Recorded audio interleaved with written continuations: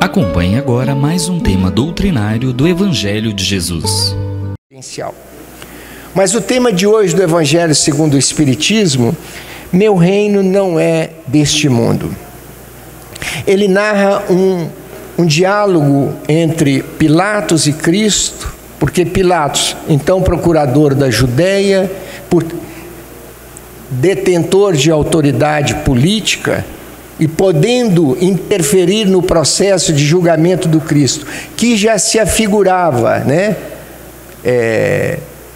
penoso, unilateral, um julgamento para a condenação, não é um julgamento, portanto, uma determinação de uma condenação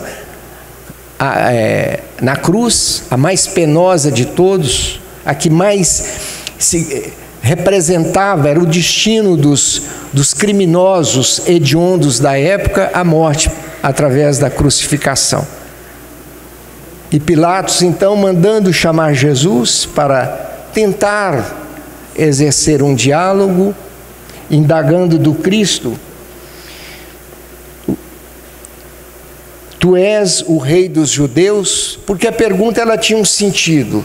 Na verdade, procurava-se eliminar o esforço do Cristo, quer dizer, a superioridade, o prestígio que o Cristo demonstrava com essa nova ideia de religião, esse novo sentimento de amor e de perdão permanente, contrariando a legislação até então existente e colocando em risco a soberania dos romanos, que, como todo detentor de autoridade déspota, tudo faziam em desprestígio daqueles que não comungavam do seu mesmo sentimento. Então Cristo, indagado se era rei dos judeus, respondeu: o meu reino não é deste mundo. E reinos nós sabemos o que é. É uma nação dotada de um rei, de um soberano, com poder para gerir, para administrar, tal qual os países, as democracias modernas têm o presidente da república, o primeiro-ministro. Então é alguém com poderes especiais para dirigir uma determinada nação. E naquela época, esse poder ele era muito mais ostensivo, porque vivenciando os primórdios do cristianismo, havia sinais, traços evidentes, marcas profundas de autoritarismo naquela época, porque a força preponderava sobre o bem, sobre o diálogo, sobre o bom senso. Aí ao que Cristo respondeu: meu reino não é deste mundo. Ou seja, eu não vim para reinar a terra apenas. Meu reino vai além deste mundo material. Embora não dissesse expressamente, mas enviado que foi pelo Criador, ele tinha um compromisso que transcendia o planeta Terra. Daí ele ter respondido que se fosse o rei desse planeta, se o seu reino fosse o material, os seus correligionários se oporiam a todo aquele propósito de maus tratos ao qual estava se submetendo naquela oportunidade. Então ele responde: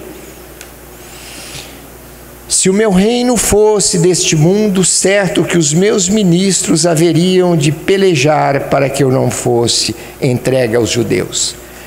Ou seja, se o meu sentimento, se a minha perspectiva de vida fosse limitada ao sentimento material, estaríamos trocando lutando com a espada, com as armas materiais. E a arma de que o Cristo dispunha era tão somente da sublimação e do amor. Por isso, não pertencer ele a esse mundo.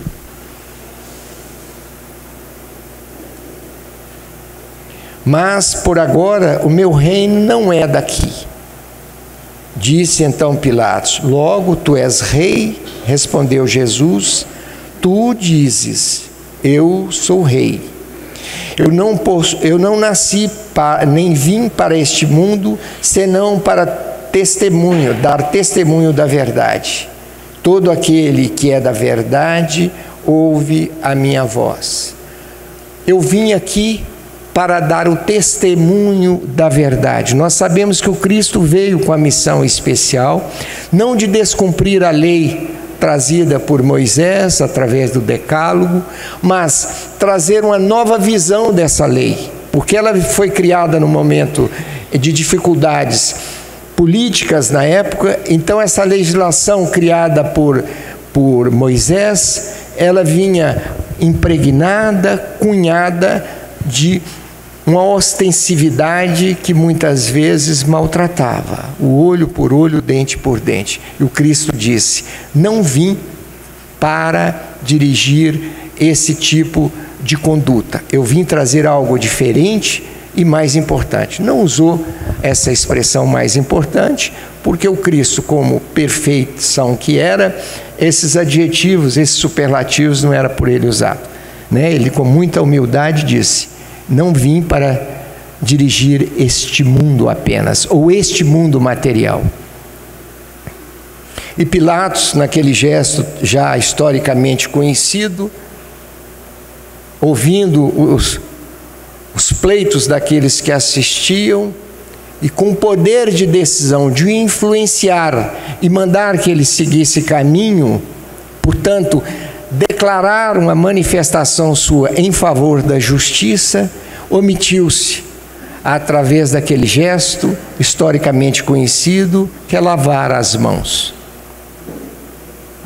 Poderia Pilatos ter dado outro destino ao crescimento do cristianismo se tivesse dito: o seu amor me toca, o seu amor me comove, prossiga a sua caminhada, porque vislumbro na sua atitude a salvação desse mundo, ainda que materializado e impregnado dessa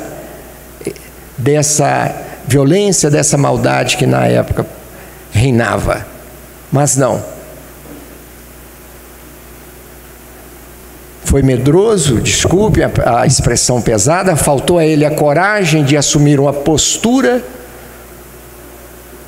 não manifestou, não tomou lado nenhum, e faltou a ele lealdade a essa verdade, a fidelidade ao bem e à justiça, porque naquele momento ele cumpria um papel de magistrado. Então foi infiel àquela função que no momento exercia. Então Pilatos simboliza na nossa concepção a figura do omisso, daquele que não assume posturas perante as dificuldades da vida. E a gente se pergunta se Pilatos ficou restrito àquele tempo, se houve apenas um Pilatos que dialogasse com Cristo nessas condições, apenas aquele procurador na Judéia. Mas convivemos com Pilatos modernos, com homens que, embora responsáveis pelos destinos de nações, destinos de empresas, né, de grandes empreendimentos, pais responsáveis pelo cumprimento de suas tarefas para colocar os seus filhos no caminho do bem, tal como Pilatos lavam as mãos. Terceirizamos muitos de nós a educação dos nossos filhos, responsabilizando a escola pelos desvios que eles assumem na adolescência, esquecidos de que nos omitimos na formação dessa criança na idade de 1 a 7 anos. Satisfizemos todas as suas necessidades de natureza material. E falávamos no estudo das 7 horas, esse esforço que fazemos para poupar os nossos filhos das dores mais simples, porque lá está se estudando a relação entre protegido e anjo protetor. E uma das perguntas, me parece que 801, é de que se o protetor, se o anjo protetor nos abandona, por que ele não está permanentemente no momento de nossas dificuldades? E a resposta obtida por Allan Kardec no Livro dos Espíritos é de que se abandono há, é temporário e por opção nossa. Porque quando eu assumo um comportamento que contradiz toda a orientação daquele que é o meu guardião, ele não pode me tolher de exercer o livre-arbítrio e, portanto, ele se afasta temporariamente para que, através daquela experiência, que certamente será nefasta e dolorosa, eu possa aprender. Por isso nós nos referimos na relação de pai com filho.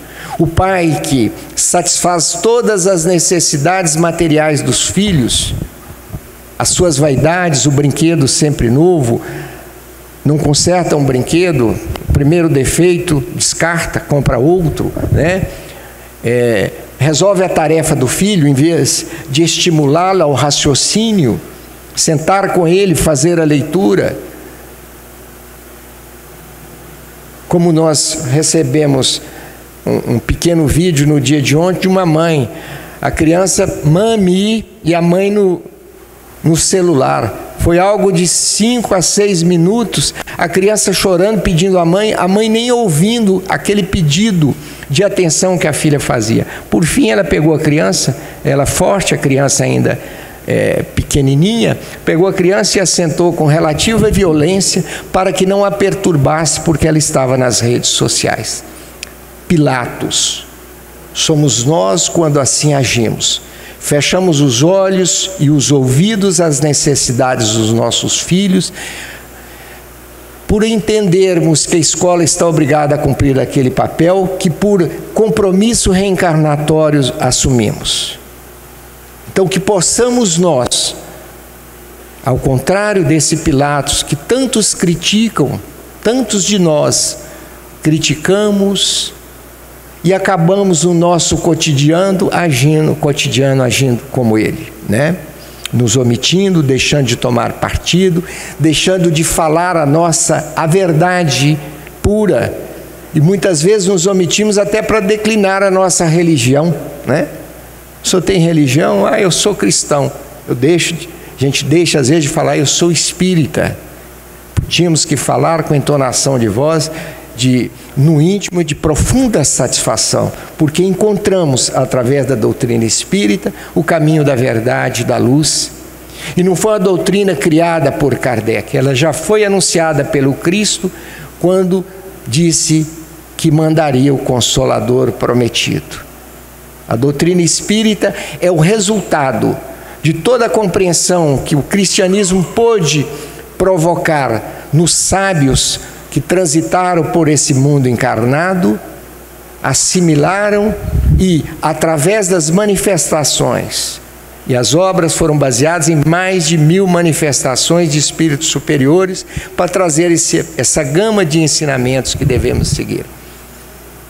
Então, que assumamos nossa postura de espírita, não para levantar a bandeira de ser melhor ou diferente, mas para confirmar esse compromisso nosso, de através do conhecimento podemos divulgar a doutrina, porque quando nos identificamos como espíritas, nós estamos assumindo um compromisso de agir como espíritas. Então temos que ser vigilantes para que nossa conduta reflita o verdadeiro Evangelho. Então percebamos que a cada momento da nossa vida nós somos convidados a tomar uma posição perante a nossa sociedade, seja através do voto, né?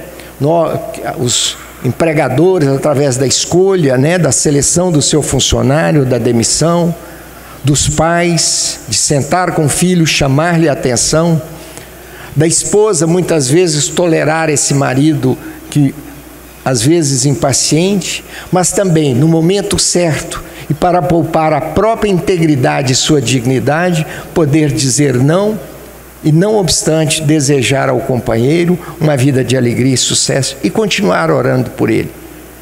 Porque se os desacertos nos levarem a essa conduta de omissão, o Cristo que sofreu tanto não teria feito nada por nós. Então a dor é um convite à nossa resignação e à nossa perseverança. Mas o Cristo fala que não é desse mundo, e a doutrina espírita vem nos trazer a informação, e o Cristo já o fizera antes, da existência de outros mundos. E numa classificação que é trazida no Livro dos Espíritos, foram distinguidos para fins didáticos 5 mundos. Os mundos, o primeiro mundo primitivo, aquele que se prestou às primeiras encarnações das almas. Ele, pela incipiência de quem chegava, o mal era preponderante, né? A forma humana não tinha essa beleza que temos hoje, porque o aperfeiçoamento espiritual e nossa conformação e o respeito à natureza nos embeleza, inclusive, o corpo físico. Nós somos aquilo que somos. Então, à medida que aprimoramos o nosso pensamento, a nossa beleza externa se expressa. Não a beleza estética pura e simplesmente, mas o conjunto da obra. Às vezes, desprovidos da beleza estética, temos uma beleza outra que transcende a esse corpo. Então, o mundo primitivo tinha, então, além dessa ausência dessa beleza humana, inteligência e modos rudimentares, antropofagia, né? Porque o homem não tinha o senso de justiça que temos hoje. Então, muitas vezes, se alimentava do seu semelhante porque não tinha o recurso necessário para fazer as descobertas de alternativas de vida. Não havia indústria, meios de produção também não existiam naquela época. Noções de justiça, se no Império Romano ou nas civilizações menos antigas, o mal prevaleceu, a violência, com muito mais razão no mundo primitivo, a história, o mais forte sempre preponderava. O mundo de expiações e prova que nós estamos sentindo no nosso cotidiano. O planeta Terra é o exemplo maior.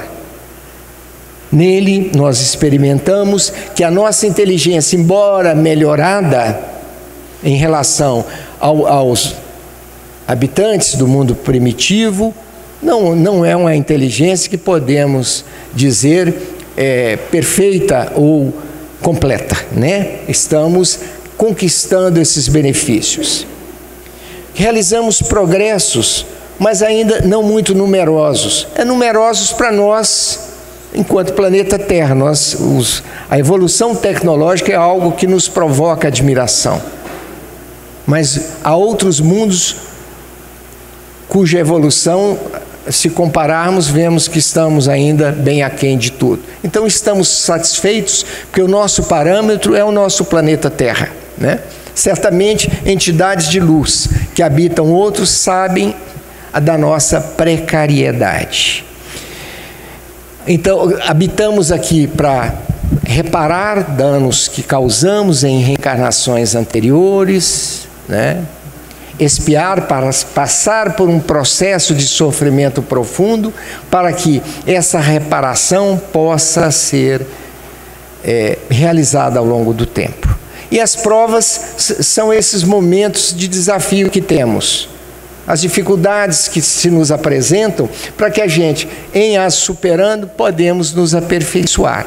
É como a prova que a gente faz no colégio. Temos que estudar e testar o nosso conhecimento. Na Terra, é compreender, fazer o estudo não só intelectual, mas o espiritual também, para nos adestrarmos, para superarmos as nossas dificuldades.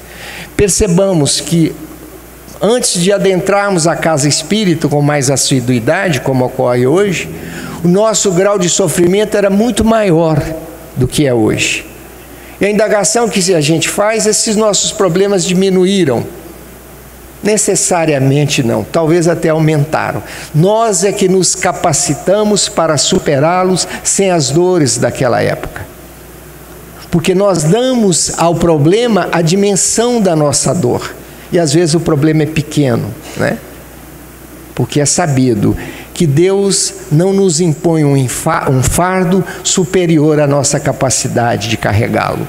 Nada que vem até nós está além da nossa capacidade. O nosso medo, né, a nossa ausência de coragem é que nos amofina, que nos retira toda a capacidade de reação. Um problema típico é do do irmão obsediado, que muitas vezes o esforço que a espiritualidade faz para que ele se recupere, ele deixa esse esforço tornar-se ineficaz porque é incapaz de fazer uma prece, alegando que não dá conta, né? Falta a ele o quê? A capacidade de perseverar, o convencimento de que tudo depende dele. A terra, já dissemos, é o exemplo da categoria de provas e expiações. Um outro mundo é o mundo de regeneração. E lá no capítulo 1, o último tema é a nova era.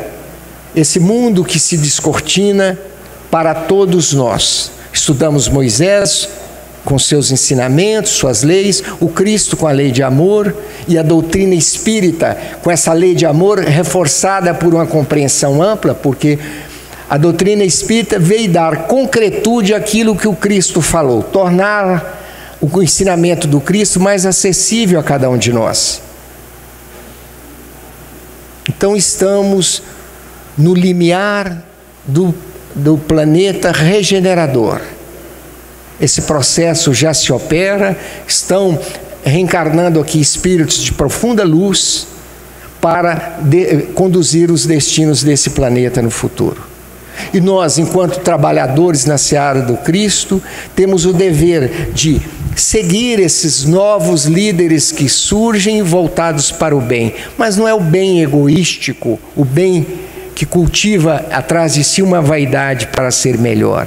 É o bem do desprendimento, é o bem do amor, a dádiva do dividir. Nesse planeta regenerador ainda estaremos sujeitos às leis materiais, né? As leis que a ciência nos mostra, mas sobretudo e principalmente a lei universal de ação e reação, as leis divinas e as leis da ciência, né? Lei da gravidade, etc, etc. Não estaremos atingindo ainda a perfeição. Ainda ocorrerá orgulho, inveja e ódio.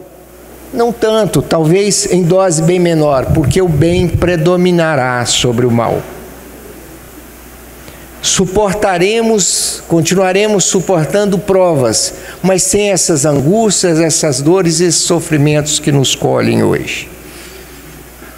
Teremos também no futuro, ou existem os mundos ditosos e felizes, ainda com esse arremedo de corpo humano, essa forma humana, né, de corpo, mas embelezada, aperfeiçoada e purificada nos seus sentidos.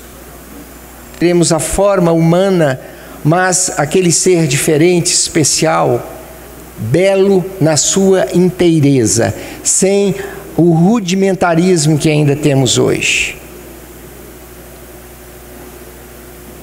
Somente a superioridade moral e intelectual determina as diferentes condições de supremacia. Então, nos mundos ditosos, só as entidades, só os seres que tenham supremacia espiritual é que lograrão predominância.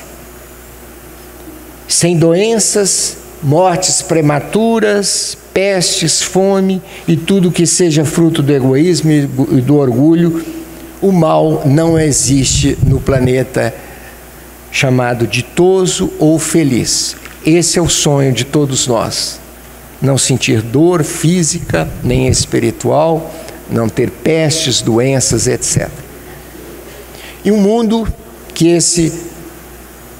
nós também um dia esperamos chegar. São os mundos celestes ou divinos. É a morada reservada aos espíritos depurados, onde exclusivamente reina o bem. Lá, a conversa, a expressão, a comunicação não será mais como fazemos em outros, nos mundos que eu acabei de falar minutos antes, ocorrerá. Não é através da palavra, mas o pensamento, a transmissão de pensamento que a gente já começa a desenvolver no dia de hoje, né, nos dias atuais, observando a intuição, a influência que podemos gerar através do pensamento, e há uma obra clássica sobre isso, Pensamento e Vida, do Bezerra de Menezes, cuja leitura é obrigatória, porque temos que saber até que existe essa capacidade para na frente não termos dificuldades. No mundo ditoso, a felicidade é completa, vez que todos já alcançaram o cume da sabedoria e da bondade. Tudo é harmonia, amor, caridade e justiça. É o sonho, é a perfeição e é o nosso destino. Inexoravelmente, todos nós chegaremos um dia a ocupar esse mundo ditoso. Milênios se passarão, mas como o espírito é imortal, o tempo para o espírito não é nada. Para nós encarnado é muita coisa, inclusive o tempo da palestra. Mas eu vou concluir que abramos mão das nossas vaidades. Tenhamos Pilatos como exemplo histórico e não de conduta a nós. E temos, para tudo isso, cultivar aquilo que à época ele não teve a oportunidade de fazer, porque ele vivia no limite da sua época. E nós temos que passaram por esse mundo personalidades que são verdadeiros modelos para nós. Tivemos um Gandhi na Índia, que não obstante ser um país colonizado pela Inglaterra,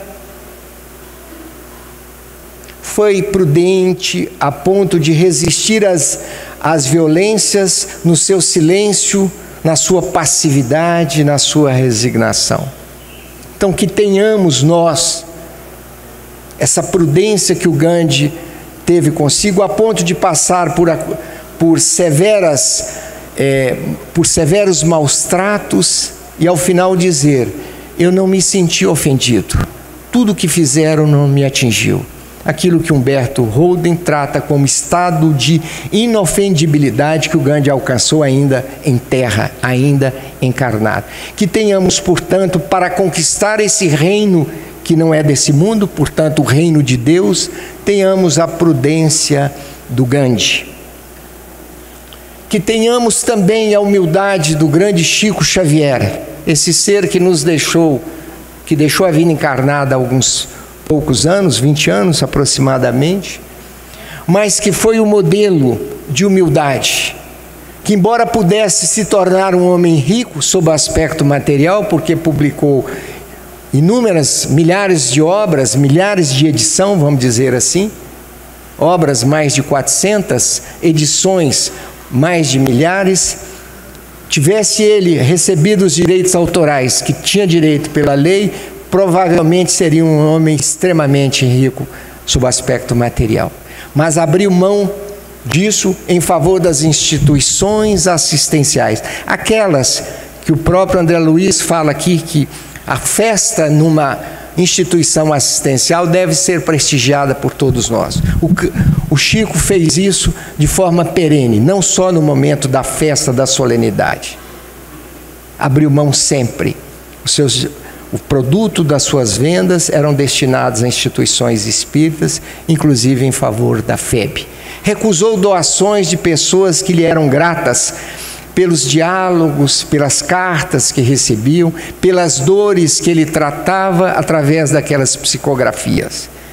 Porque nós sabemos, quando perdemos alguém, aquela vontade que temos de saber onde está, como está.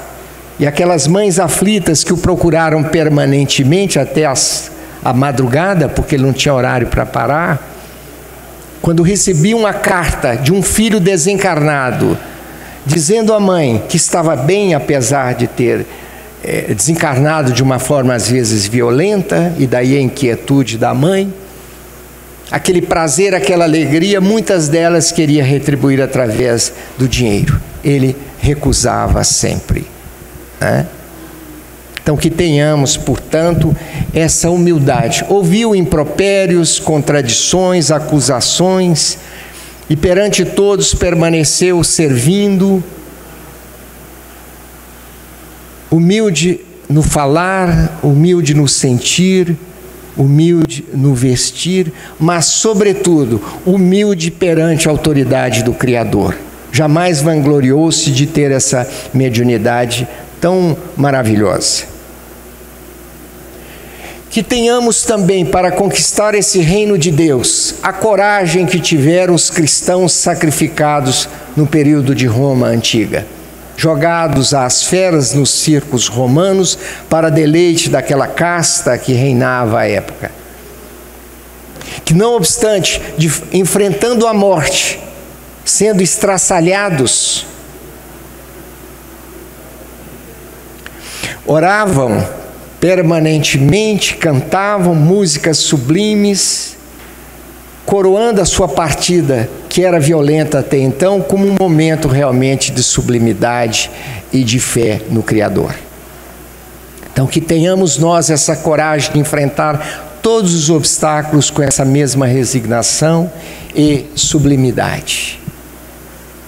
Também, para participar desse reino de Deus, temos a caridade de Madre Teresa, que para ajudar aqueles pobres,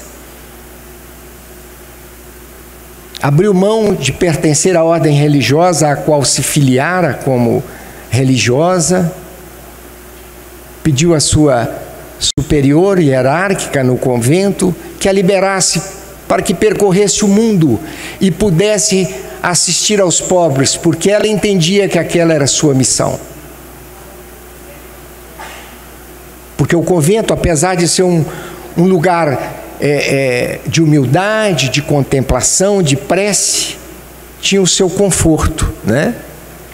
Os mosteiros, os conventos, tinham aquelas condições mínimas para os seus seguidores, para os seus membros. Ela abriu mão, peregrinou pelo mundo, pediu esmola para socorrer aqueles que efetivamente precisavam de esmolas.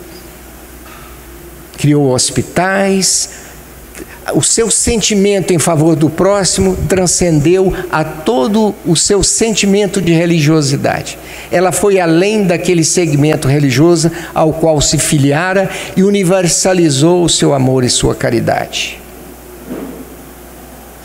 A resignação de Públio Lentulus, que embora banhado pelo orgulho, no período que Cristo estava prestes a ser crucificado como o perseguidor que foi do Cristo, e não obstante o Cristo ter curado a sua filha, permaneceu arrogante, mas que num futuro reencarnou como um servo, portanto, contrariando todos aqueles lampejos de vaidade e orgulho que enquanto senador de Roma ele detinha, reencarnou-se como escravo Nestório, homem belo, inteligente, tanto que foi destacado para ser o professor na casa onde ele servia, onde a sua liberdade estava restrita como servo que era, mas cumpriu com muita alegria para no futuro nos brindar com uma reencarnação como o Dr. Bezerra de Menezes, atender como médico que foi, gratuitamente, pobres das mais variadas localidades. Depois inseriu-se na doutrina espírita, ocupou a presidência da Federação Espírita Brasileira e, após o seu desencarne, colaborar com essa obra maravilhosa do Chico Xavier, como autor, de várias obras diretamente e como supervisor de todas as obras escritas por por Chico Xavier, inclusive as de André Luiz. Ele era o revisor de todo esse trabalho, tudo era feito com a concordância dele e até hoje ele, com muita justiça, é evocado entre nós permanentemente no início das nossas orações ou dos nossos cultos, como aconteceu no dia de hoje. Que tenhamos o amor verdadeiro e não o amor sem coragem, que a Lívia manteve por Públio Lentulus, aquele esposo arrogante que desconfiou dela, a desprezou, ficou indiferente vários anos.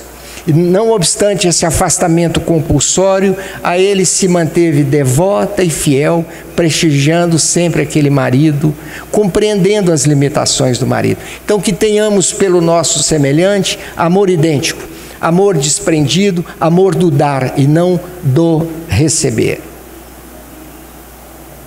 E por fim, que tenhamos a fé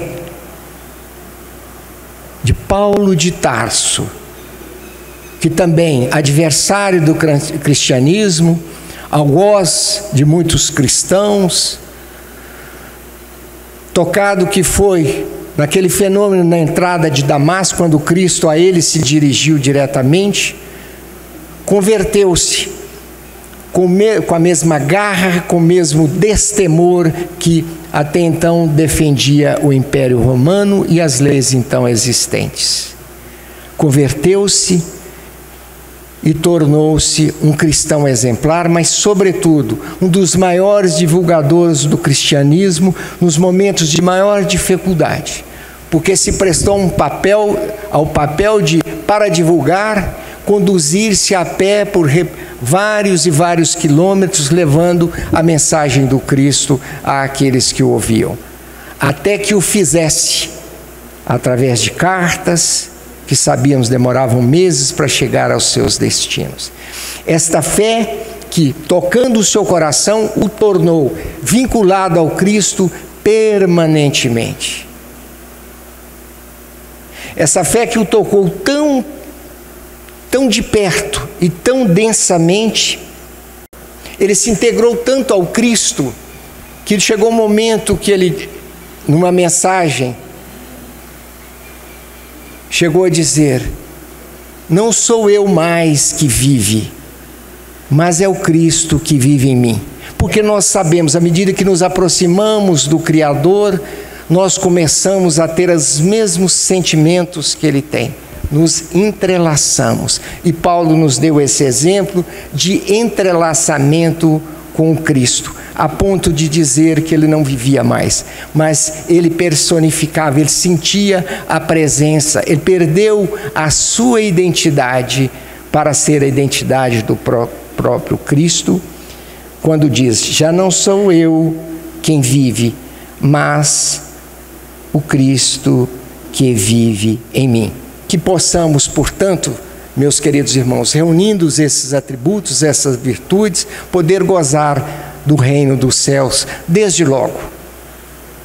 Não esperemos galgar outros mundos, até porque para lá chegar teremos que ter o reino de Deus nos nossos corações. Que o Cristo nos ampare e que sejamos alimentados nesta fé que o Paulo exemplificou para nós. Que tenhamos o Cristo permanente em cada um de nós. Que Ele nos ampare hoje e sempre, que assim seja.